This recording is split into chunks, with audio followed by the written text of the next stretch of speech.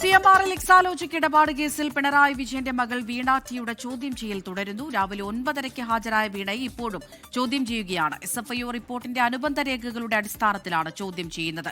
വിഷ്ണു സുരേഷ് ഉണ്ട് കൊച്ചിയിൽ നിന്ന് വിവരങ്ങൾ നൽകാൻ. വിഷ്ണു, കഴിഞ്ഞ തവണ ഏകദേശം 9 മണിക്കൂറോളം വീണയെ ചോദ്യം ചെയ്തിട്ടുണ്ടായിരുന്നു. ഇന്നിപ്പോൾ 134 രേഖകളുടെ പശ്ചാത്തലത്തിൽ കൂടിയാണ് ചോദ്യം ചെയ്യൽ നടക്കുന്നത്. എങ്ങനെ പുരോഗമിക്കുന്നു? അമൃത, കഴിഞ്ഞ തവണത്തെ അതേ സമയത്തിലേക്ക് ഇത്തവണയും എത്തുമെന്നാണ് നമ്മൾ പ്രതീക്ഷിക്കുന്നത്. കാരണം ഒരുപാട് മൊഴികൾ പരിശോധിക്കേണ്ടതുണ്ട്. 134 രേഖകളാണ് SFIO റിപ്പോർട്ടുമായി ബന്ധപ്പെട്ട് ഇടിക്കുള്ളത്. അതിൽ ഒരുപാട് മൊഴികളുണ്ട്. ആ മൊഴികളൊക്കെ വെച്ചിട്ടാണ് വീണയെ ചോദ്യം ചെയ്യുന്നത്. സ്വാഭാവികമായും കുറച്ചധികം സമയമെടുക്കും എന്നാണ് നമുക്ക് ED ഓഫീസിൽ നിന്ന് ലഭിക്കുന്ന വിവരം. മറ്റ് കടുത്ത നടപടികളിലേക്ക് ഈ ഘട്ടത്തിൽ പോകുന്നില്ല എന്നാണ് നമുക്ക് മനസ്സിലാവുന്നത്. വീണയെ ഒരിക്കൽ കൂടി വിളിച്ചു വരുത്താനുള്ള സാധ്യതയാണ് നിലവിലുള്ളത്. പ്രധാനമായും ചില ചോദ്യങ്ങൾക്ക് വീണ കഴിഞ്ഞ തവണ ഉത്തരം നൽകിയിരുന്നില്ല. എന്ത് സേവനമാണ് CMRL എക്സാലോജിക്ക് നൽകിയത് എന്ന കാര്യം ഇപ്പോഴും അവ്യക്തമായി തുടരുകയാണ്. കഴിഞ്ഞ തവണ അതിന്റെ രേഖകൾ ആവശ്യപ്പെട്ടവர்கள் അത്തരം രേഖകൾ ഹാജരാക്കാൻ വീണയ്ക്ക് സാധിച്ചിരുന്നില്ല.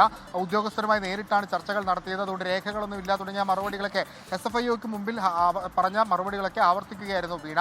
അതിനും അപ്പുറത്തേക്ക് ഇന്നെന്തെങ്കിലും പറഞ്ഞിട്ടുണ്ടോ എന്നുള്ളതാണ് ഏറെ ശ്രദ്ധേയം. വീണയുടെ ഇന്നത്തെ മൊഴിയും അതോടൊപ്പം തന്നെ CMRL അധികൃതർ നൽകിയിട്ടുള്ള മൊഴിയും ഒക്കെ താരതമ്യം ചെയ്ത ശേഷമായിരിക്കും വീണ്ടും വിളിപ്പിക്കുന്ന കാര്യത്തിൽ അന്തിമ ഡേറ്റ് ഫിക്സിലേക്ക് പോകുക. നിലവിൽ ഈ കേസുമായി ബന്ധപ്പെട്ട് ഇതുവരെ 7 പേരെ, വീണയടക്കം 7 പേരെയാണ് ചോദ്യം ചെയ്തിട്ടുള്ളത്. അമൃത,